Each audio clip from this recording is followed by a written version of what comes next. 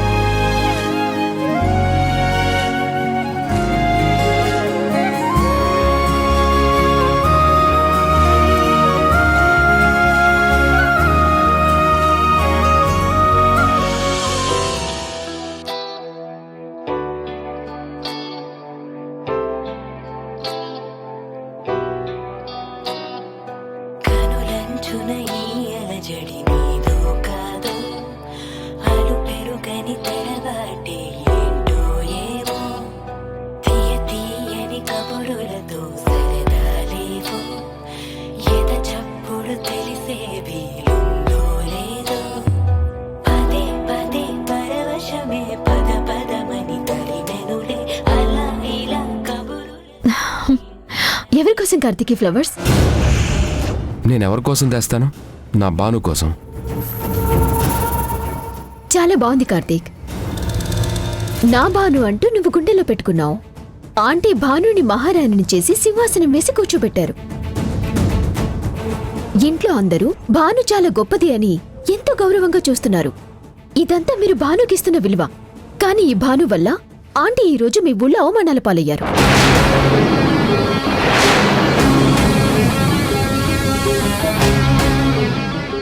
ఆవిడెక్కడ బాధతో కృంగిపోతున్నారు, అవమాన భారంతో రగిలిపోతున్నారు, కంటికి దారగా ఏడుస్తున్నారు. కారణమెవరో తెలుసా? నువ్వు నా అని ప్రేమగా చెప్పినా నీ భానుయే. నీలిమా, మళ్ళీ కొత్తగా నాటకానికి తెరతీసావా? అత్తయ్య దూరంగా ఉన్నారని, అక్కడ ఏదో జరిగిందని మళ్ళీ ఇంట్లో గొడవలు పెట్టాలని చూస్తున్నావా? వాళ్ళిద్దరూ కలవాలని అందరం కోరుకుంటున్నాం. కానీ వాళ్ళు గొడవలు పడి విడిపోవాలని నువ్వొక్కరిదానివే కోరుకుంటున్నావు. తన భార్య కోసం తనకి ఎంతో ఇష్టమైన రోజెస్ తీసుకొస్తే కార్తీక్ ఇంట్లోకి రాగానే నువ్వు ఇలాంటి మాటలు మాట్లాడడం కరెక్టా? నేనేమీ కల్పించి చెప్పడం లేదు పార్థు, జరిగిందే చెప్తున్నాను. భాను గురించి మీరంత గొప్పగా ఊహించుకుంటున్నారు, కానీ తనలో అంత గొప్పతనం ఏమీ లేదు అని చెప్తున్నాను. ఇది నాటకం కాదు, నిజం. పెనం మీద అట్టేం కాదు. మినిస్టర్ వచ్చాడు కదా అని ఊర్మిళ ఊరెళ్ళింది. ఆ ఊరు బ్రతుకుతుందే ఊర్మిళ దయవల్ల. అక్కడ తనకందరూ బ్రహ్మరథం పట్టేవాళ్లే ఉంటారు. దాన్ననే ధైర్యం ఎవరు చేయగలరు? నువ్వేదో కలగనుంటావు, అది కాలే అని తెలుసుకో. చూడు నీలిమా, అనవసరమైన విషయాల్లో నువ్వు జోక్యం చేసుకుని ఇంట్లో గొడవలు పెట్టాలని చూడకు. మేం ప్రశాంతంగా ఉండాలనుకుంటున్నాం. నేను కూడా ఈ ఇల్లు ప్రశాంతంగా ఉండాలని కోరుకుంటున్నాను. భాను కార్తీక్లు సంతోషంగా ఉండాలని ఆశిస్తున్నాను. ఆంటీ ఎప్పుడూ గొప్పగా అందరిలో ఉండాలని నేను కోరుకుంటున్నాను. కానీ మీరెవరూ నా మాట నమ్మడం లేదు.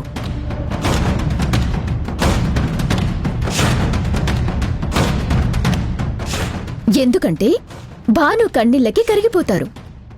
అవి బాధతో కాదు, ఆనందంతో వచ్చే ఆనంద బాష్పాలని మీరు తెలుసుకోలేకపోతున్నారు.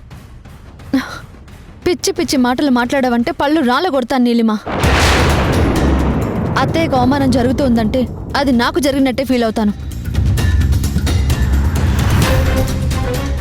అత్తయ్యని ఊరు వాళ్ళు ఏమంటారు? అది అంతా అబద్ధమని తెలిస్తే నిన్నిక్కడే పాతేస్తారు. నిజమని తెలిస్తే ఏం చేస్తావు భాను? తప్పు నీదే అని ఒప్పుకుంటావా? అసలేం జరుగుతుంది నీలిమా? అమ్మ అంత బాధపడుతూ ఉంటే మా ఎవ్వరికీ తెలియకుండా నీ ఒక్కదానికి ఎలా తెలిసింది? అమ్మేమైనా నీకు ఫోన్ చేసిందా? లేదు కార్తీక్. ఎలా ఉన్నారా ఆంటీ అని నేనే ఫోన్ చేశాను. ఇలా ఉన్నాను అని చెప్పారు.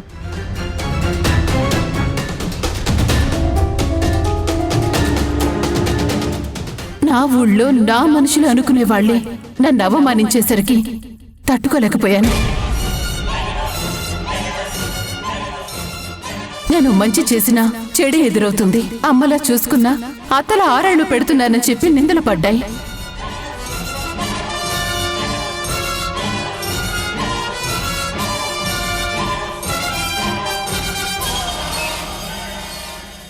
ఇప్పుడు చెప్పు కార్తీక్, ఈ భాను గొప్పదా? వీళ్ళందరూ చెప్తున్నట్టు ఉత్తమురాలా? నీకు ప్రాణమైన ఆంటీని అక్కడ అందరూ అన్ని మాటలంటున్నారు. దానికి కారకురాలెవరు? ఈ భాను కాదా? ఇప్పుడు చెప్పు పార్దు. నాది నాటకం అన్నావు, ఇంట్లో గొడవలు పెడుతున్నాను అని నిందలు వేశావు. నాటకాలు ఎవరాడుతున్నారు? నిందలు ఎవరు వేస్తున్నారు? ఈ ఇంట్లో విషయాలు ఊళ్ళో వాళ్ళకి ఎలా తెలిసాయి? అసలు నిజమే తెలిస్తే ఆంటీ మీద నిందలెందుకు వేస్తారు? ఇల్లు ప్రశాంతంగా ఉండాలి అన్నారు. అశాంతిని ఎవరు రేకెత్తిస్తున్నారు? ఈ ఇంట్లో గొడవలు ఎవరు పెడుతున్నారు? ఆంటీని ఎవరు బాధ పెడుతున్నారు? ఇంకా తప్పు నాదే అంటావా బామ్మ? మీరే చెప్పారు కదా ఆ ఊరంతా ఆంటీ దయ మీదే బతుకుతుంది అని. అప్పుడు వాళ్ళందరూ ఆంటీని ఎలా చూడాలి? దయవల్ల చూడాలి కదా. కానీ ఈ రోజు అక్కడ జరిగిందేంటి?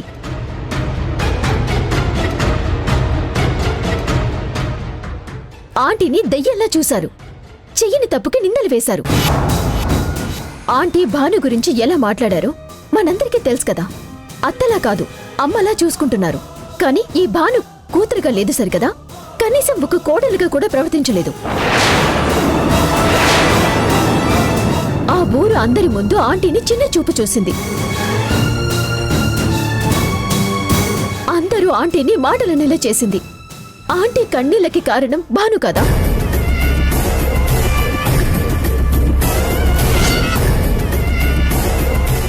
ఆవిడ వేదనకి కారణం భాను కాదా? ఇదంతా భాను కావాలనే చేసింది కదా. నోర్ముయ్ నోర్ముయ్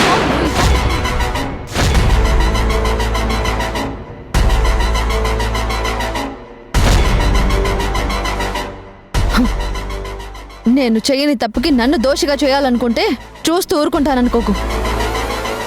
నా ఇంటి సమస్యని బయట వాళ్ళకి చెప్పుకుని హీనమైన స్థితిలో నేను లేను. నా అత్తగారిని నలుగురిలో దౌర్భాగ్యమైన మాటలు అనిపించే స్థితిలో నేను లేను. నా వాళ్ళ సంతోషం కోసం నేనెంత బాధని భరిస్తున్నానో నీకు తెలుసు. అలాంటిది వాళ్ళని బాధ పెట్టే పని నేను చేశానని నా మీద నిందలు వేస్తే చంపేస్తాను. ఇంకా చాలు బాను, ఆపు.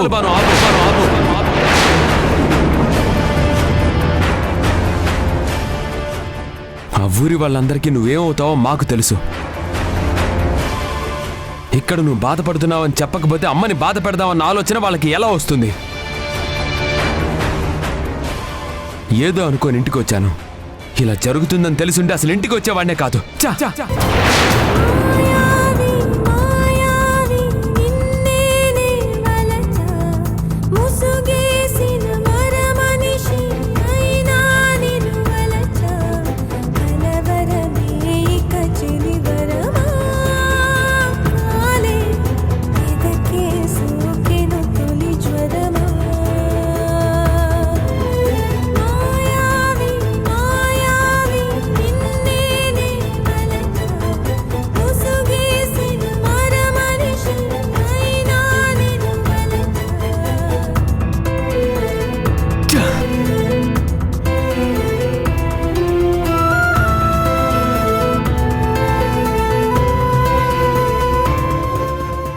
నాకు సిఎఫ్ఓ పొజిషన్ కావాలి.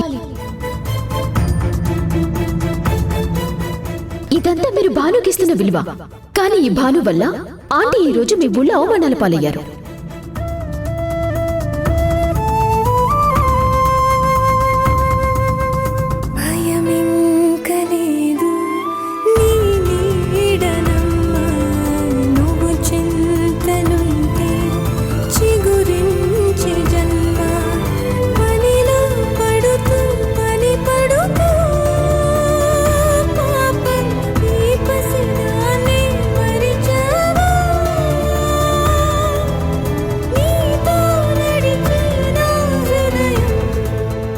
బాను,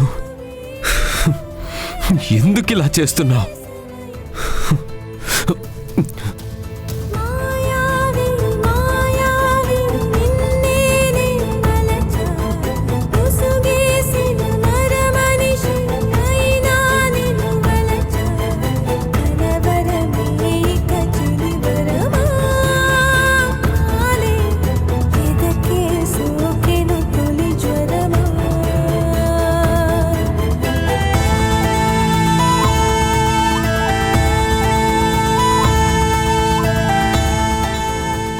నా మీద ప్రేమని కురిపిస్తున్నట్టు మీకు అనిపిస్తుంది. కానీ నాకు మీ ప్రేమ అనే వలయం నన్ను ముంచేస్తున్నట్టు అనిపిస్తుంది. నేను బాధనైనా సంతోషాన్నైనా పంచుకోవడానికి నాకు మీరు తప్ప ఇంకెవరున్నారు?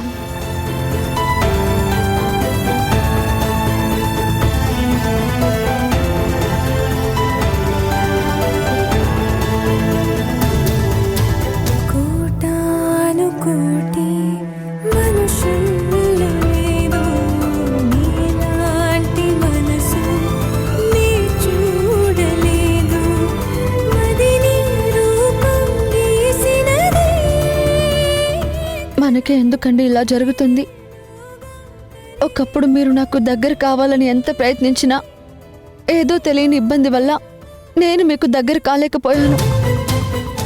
తర్వాత అన్నీ సర్దుకున్నాయి, అందరం కలిసిపోయామనుకుంటే నీలిమ రూపంలో మళ్ళీ మన మధ్య దూరం పెరుగుతూ వస్తుంది. పాపం నీలిమ చేస్తుంటే శాపం మనకి తగులుతుంది. తనకి తెలిసిన నిజాన్ని నేను దాచడం వల్ల మన జీవితాలు సుడిగుండంలో మునిగిపోతున్నాయి. నేనెందుకు ఇలా అవుతున్నానో మీకు అర్థం కావడం లేదు.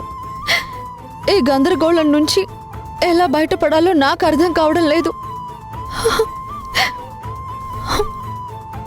ప్రతి మధుర జ్ఞాపకం ఒక చేదు జ్ఞాపకంగానే మిగిలిపోతుంది.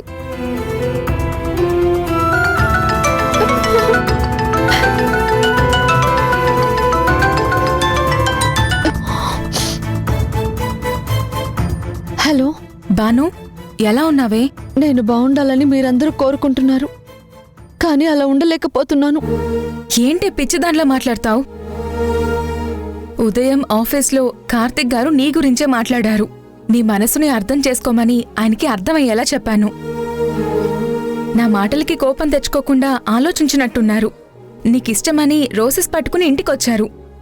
నీకింకా ఇవ్వలేదా? ఆయన తీసుకొచ్చారు, కానీ తీసుకునే భాగ్యం నాకు లేకుండా పోయింది. ఏంటి బాను అలా మాట్లాడుతున్నావు? మళ్ళీ గొడవేమన్నా జరిగిందా? ఇప్పుడు నేను నీతో ఏం మాట్లాడలేను రాము, తర్వాత మాట్లాడతాను. అది కాదే, అన్ని గొడవలకి కారణం నువ్వు కార్తిక్ గారు దూరంగా ఉండటమే. నీ మనసులో ఉన్నది నాతో కూడా పంచుకోవడం లేదు, కానీ నువ్వు మనసిచ్చిన వాడితో పంచుకోవాలి కదా. ఎందుకంటే నీ జీవితంలో ఆనందమైన బాధైనా ఆయనతోనే ముడిపడి ఉంటుంది. తను నీకు ధైర్యం కావాలి, నువ్వు ఆయనకి బలం కావాలి. మీ ఇద్దరి బంధం బలహీనం కాకూడదనే చెప్తున్నాను. అర్థం చేసుకోబాను. నేనున్న పరిస్థితిని ఎవరూ అర్థం చేసుకోవట్లేదే. ఉంటాను.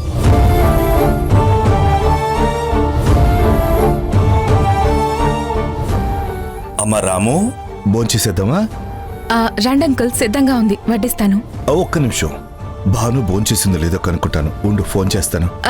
లేదంకుల్, నేనిప్పుడే తనతో మాట్లాడాను. కార్తిక్ బాను మాట్లాడుకుంటున్నారంట.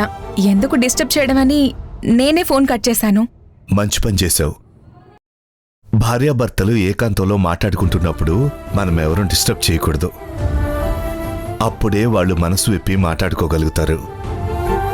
అప్పుడే బాధైనా సంతోషమైనా మనసు విప్పి పంచుకోగలుగుతారు. అవునంకుల్, వాళ్ళు అలా ఉండాలనే కదా మనం కోరుకుంటున్నాం. రండి భోంచేద్దాం. పదమ్మా.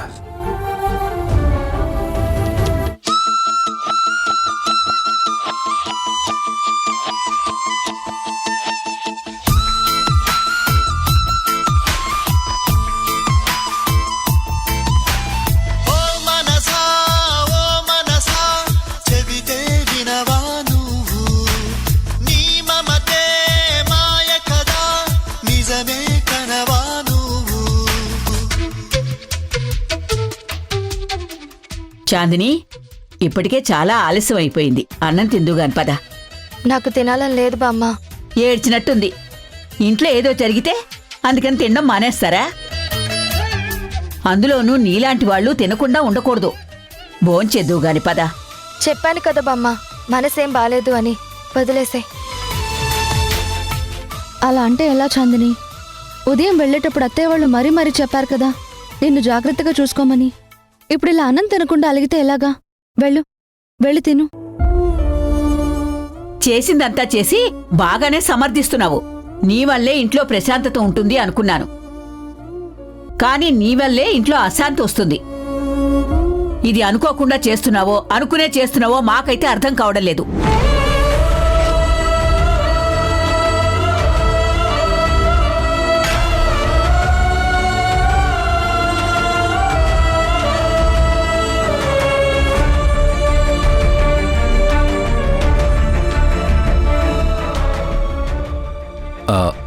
ఊర్మిళ, ఊర్మిళ, నాకొక మాట ఇస్తావా ఊర్మిళ? ఏంటండి అది? దోసపాడులో జరిగిన విషయం ఇంట్లో చెప్పొద్దు. ఎందుకు చెప్పకూడదు? మనం ఏమైనా తప్పు చేశామా? అరే, తప్పు చేస్తే పడేవాళ్ళమేనండి. తప్పు చేయకుండా అంటే ఎందుకు పడాలి? అరే, మనల్ని అన్ని మాటలు అనిపించినటువంటి మనిషికి మనం ఎంత బాధపడ్డామన్న విషయం తెలియాలి కదా. ఇవేం వద్దంటున్నాను ఊర్మిళ. భాను అలా అనిపిస్తుందంటే నేను నమ్మను. కానీ వాళ్ళు అన్నారు కదండి, వాళ్ళకి ఈ విషయాలన్నీ ఎలా తెలిసాయి? అది నాకు తెలియదు. కానీ ఒకటి ఊర్మిళ, మనం బాధపడ్డది చాలు. ఇప్పుడు ఈ విషయం ఇంట్లో చెప్తే అందరూ బాధపడతారు. ఇల్లు ప్రశాంతంగా ఉండాలి అంటే కొన్ని బాధలు గుండెల్లోనే ఉండాలి. కొన్ని నిజాల్ని గుమ్మం బయటే వదిలేయాలి. అర్థం చేసుకో. సరే, పదండి.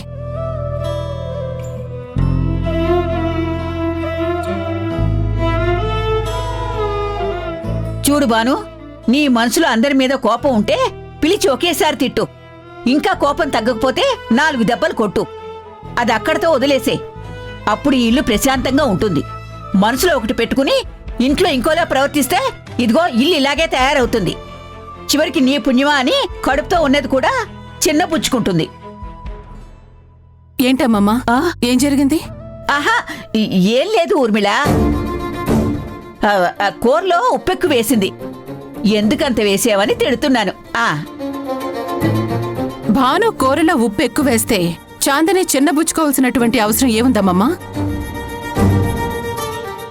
అబద్ధం చెప్పినా సరే అతికినట్టుండాలి. చాందిని, నా మీద నిజంగా నీకు ప్రేమ ఉంటే అసలేం జరిగిందో నాకు చెప్పు. అమ్మా, అది సాయంత్రం ఇంట్లో గొడవ జరిగింది. గొడవ ఎవరితో అమ్మా? భాను, నీలిమ మాట మాట అనుకున్నారు. ఆ కోపంలో భాను నీలిమని కొట్టింది.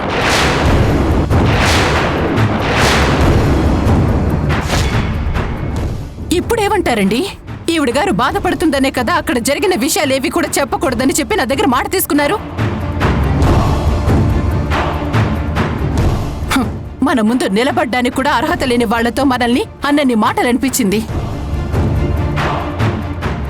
ఈ ఇంట్లో అతిథిగా ఉంటున్నటువంటి మనిషి మీద చేసుకుని ఇష్టం వచ్చినట్టు ప్రవర్తించింది.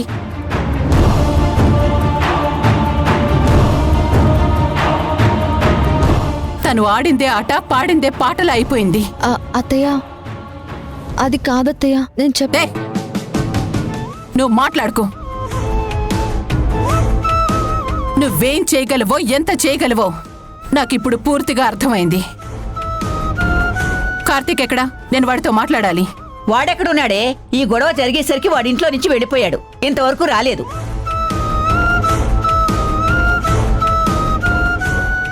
వాడలా వెళ్ళాడనే కదా ఇది అలిగి అన్నం తినడం మానేసింది. రాని, కార్తీక్ వస్తే వాడితోనే మాట్లాడతాను. అప్పుడు తేలుస్తాను నీ సంగతి. ఎవరి మీద కోపంతో నువ్వు పస్తులుండక్కర్లేదు. పదమ్మ, భోంచేద్దు.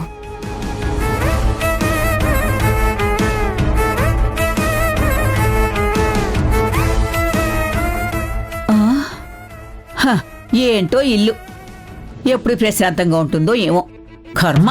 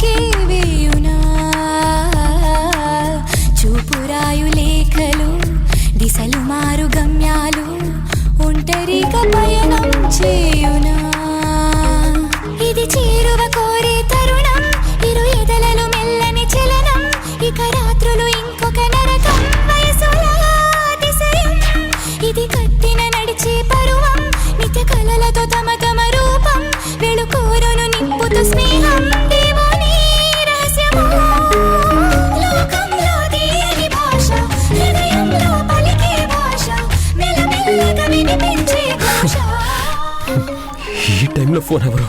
ఇక్కడ కూడా మనశ్శాంతి లేదు. కరిగిపోవు సమయాలు చెరిగిపోని మొకే వేయునా చూపురాయు లేఖలు దిశలు మారు గమ్యాలు ఒంటరిగా పయనం చేయునా.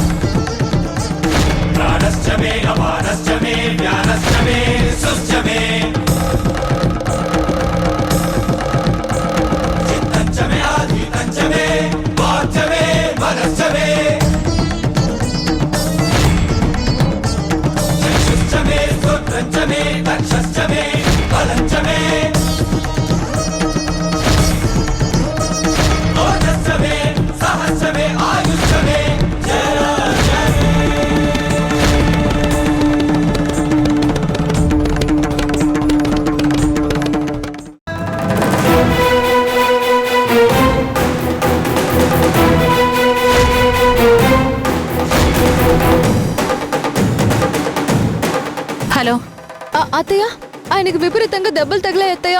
హాస్పిటల్లో జాయిన్ చేశాను.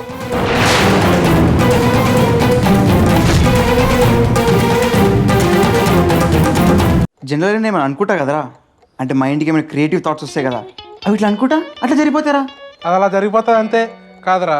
అది అయ్యేంత వరకు నువ్వు జనాల్ని కాబట్టి జరుగుతుంది.